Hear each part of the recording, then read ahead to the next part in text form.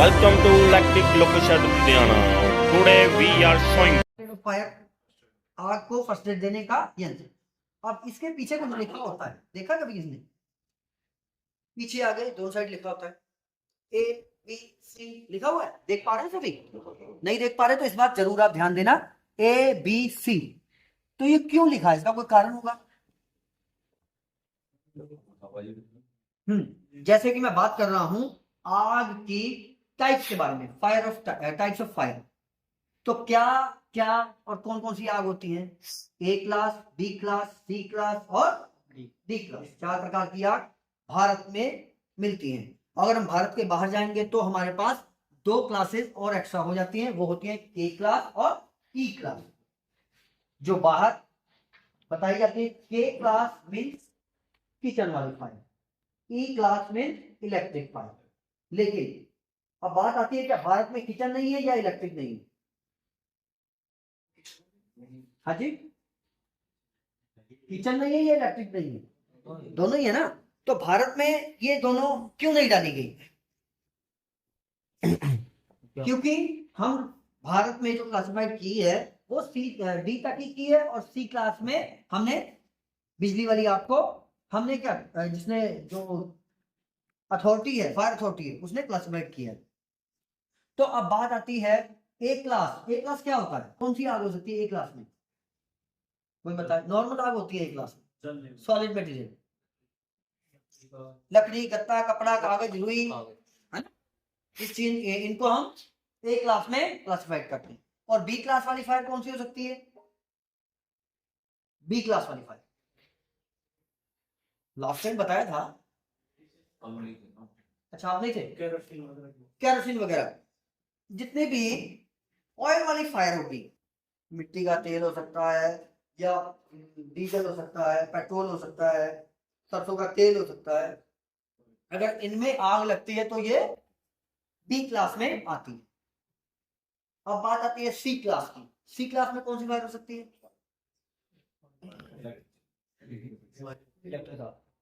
Electric आग। बहुत बढ़िया, सी क्लास में इलेक्ट्रिक आग भी आती है। और अभी मैंने एक और जिक्र किया था, किचन सिलेंडर वाली आग, गैस वाली फायर। गैस वाली जितनी फायर्स हैं, इलेक्ट्रिक वाली फायर्स हैं, वो सी क्लास में आती हैं। बच गई डी क्लास, जिसका हमारा वास्ता नहीं होगा, क्योंकि डी क्लास होती है मेटल वाली फायर। मेटल वाली फायर जैसे मैग्नीशियम हो गया, सिल्वर हो गया, पोटाशियम हो गया, एल्युमिनियम हो गया, अगर वो जलेगा तो वो कौन सी आग में आएगा? डी वाली में। तो हमारे पास ये 4 क्लास की आग होती है, ए बी सी और डी, जिसमें से डी क्लास की फायर का हमारे पास मतलब नहीं होगा, यूज नहीं है। हमारे पास कौन कौन सी फायर हो सकती है? ए क्लास, बी क्लास और सी क्लास। अब इनको बुझाने का तरीका भी कुछ अलग अलग हो सकता है। हो सकता है अलग अलग। जैसे ए क्लास की आग पे मैं पानी यूज कर सकता हूँ, कर सकता हूँ। सी क्लास की आग पे कर सकता हूँ क्या? बिजली होती है उसमें, नहीं कर सकता।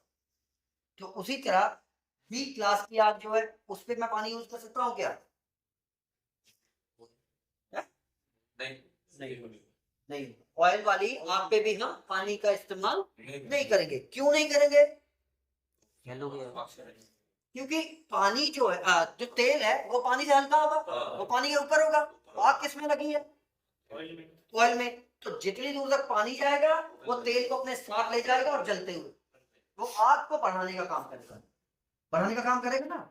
यही सेम घटना एक मैं बताना चाहूंगा, जिक्र करूंगा एक एग्जांपल के तौर पे। जयपुर की, जयपुर में एक रिफाइनरी में आग लग गई, वहां पे ऑयल वगैरह में आग लगी।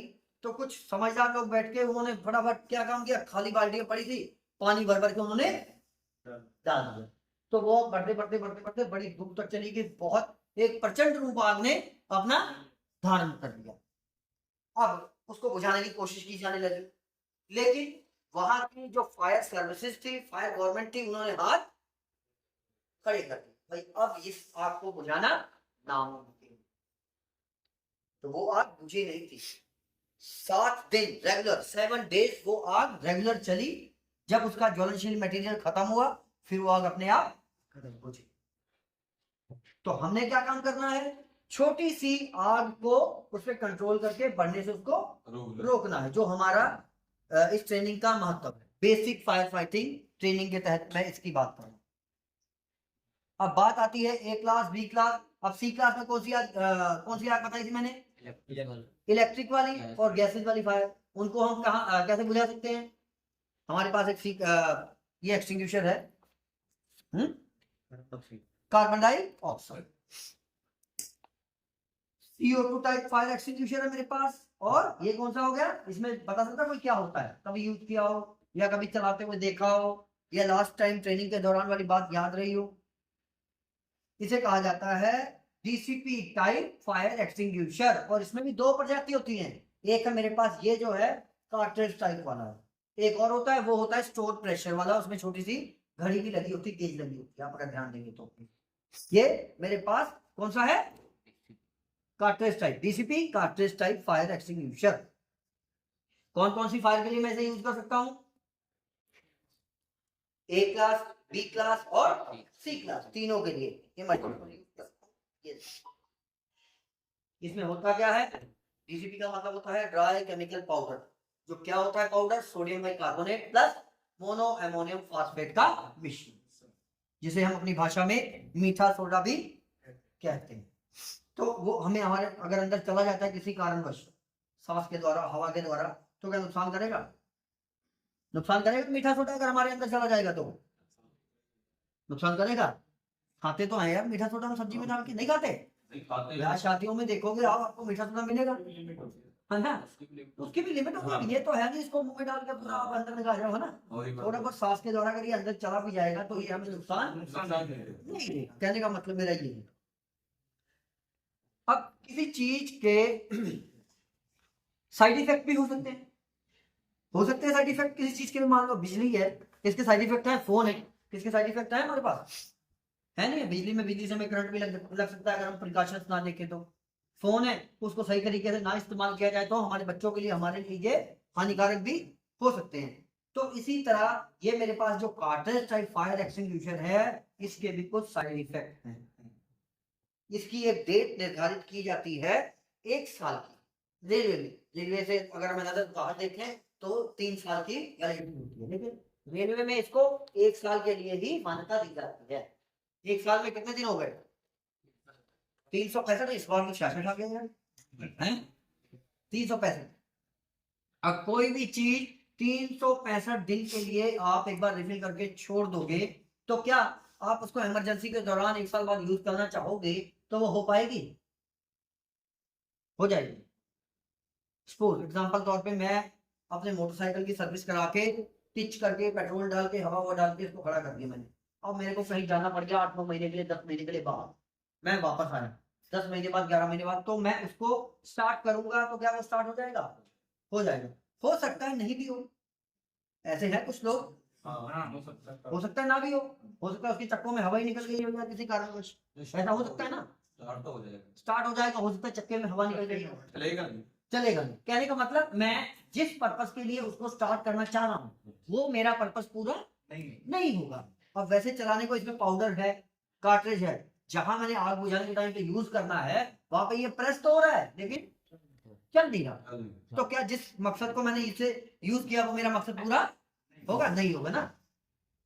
इसको मद्देनजर ध्यान में रखते हुए प्रशासन ने इसकी क्वार्टरली टेस्टिंग शुरू कर दी। हर 3 महीने बाद इसकी एक इंटरमीडिएट टेस्टिंग करी जाने लगी। इंटरमीडिएट टेस्टिंग के दौरान होता क्या है, इसमें जो कार्ट्रिज है 120 ग्राम की CO2 कार्ट्रिज होती है, उसी का सारा काम है। मैं जैसे इसे प्रेस करूंगा वो CO2 कार्ट्रिज का प्रेशर एक्सटिंग्विशर में जनरेट करके पाउडर को फोर्स के साथ बाहर निकालेगा। तो मैं हर 3 महीने बाद क्या करूंगा, इसकी इंटरमीडिएट टेस्टिंग करूंगा। वो क्या होगी, इसकी कार्ट्रिज का वेट करूंगा, कहीं कार्ट्रिज खाली तो नहीं हो गई। 10% का मार्जिन लेके चलूंगा। अगर 10% से ज्यादा कम हुई है तो मैं उसको यूज नहीं करूंगा। और मेरा पाउडर जो है इसमें मॉइस्चर भी आ जाता है तो ये जम भी सकता है, केक बन जाएगा।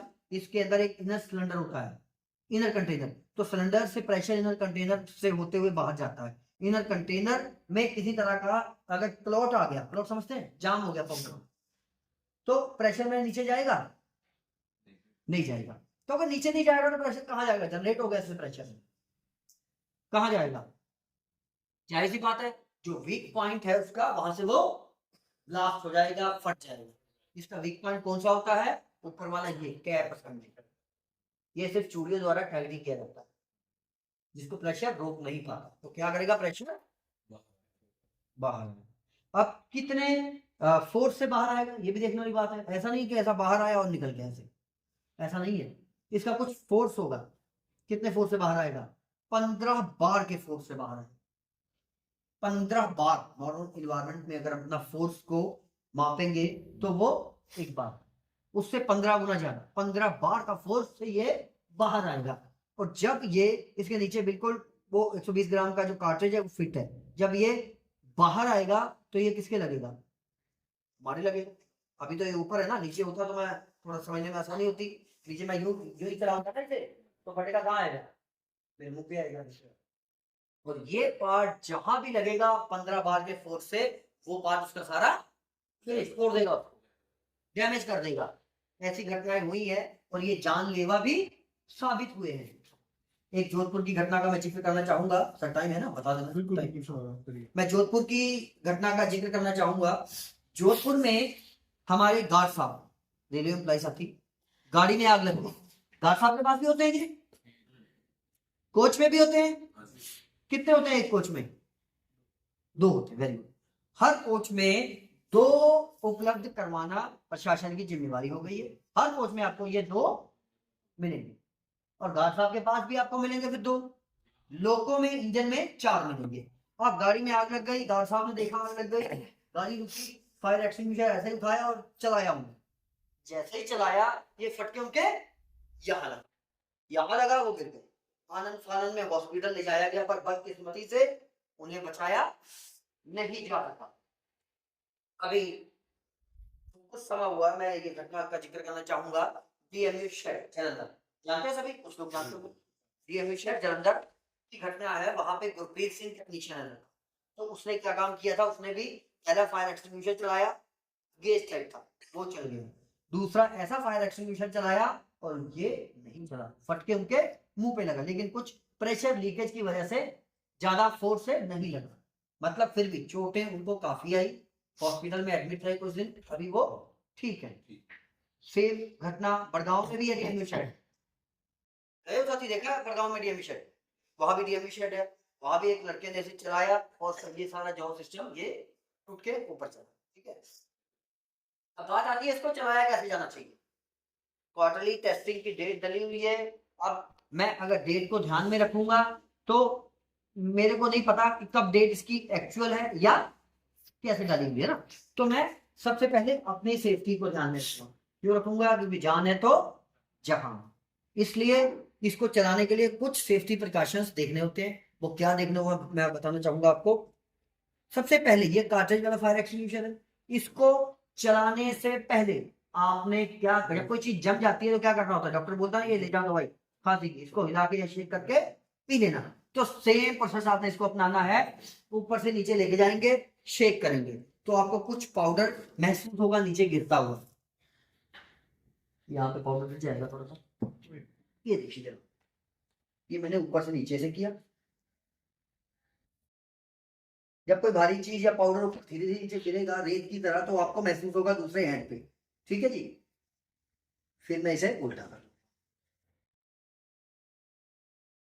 इसी तरह का अगर इसमें चौक नहीं होगा तो ये पाउडर यहां से हमें गिरता हुआ दिखाई देगा।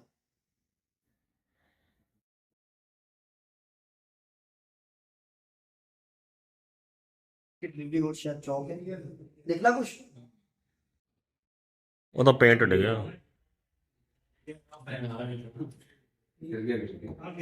हल्का फुल्का सा गिर, ऐसा नहीं ज्यादा गिरना चाहिए थोड़ा। ये गिर रहा है ना, देखा, देखिए ना, अब देख रहा है। ठीक है, ऐसे इससे थोड़ा सा पाउडर आपको बाहर गिरता हुआ महसूस होगा। ये देखा, हाँ। अब तो क्या हुआ, अब मैंने किया क्या एक्चुअल में, अगर थोड़ा सा पाउडर इसका जमा हुआ था तो मैंने शेक करके मेल्ट कर लिया या इसे यूज करने की स्थिति में ले आया हूं। अब उसके बाद भी मेरे को डर तो रहेगा कहीं फट ना जाए, तो मैंने एक तरीका अपनाना इसको चलाने के लिए। वो क्या है, रनिंग पोजीशन। रनिंग पोजीशन में इसको बैठ के चलाना। क्या होती है रनिंग पोजीशन? हाँ, ये मैं आपको नीचे दिखाना चाहूंगा इस तरफ।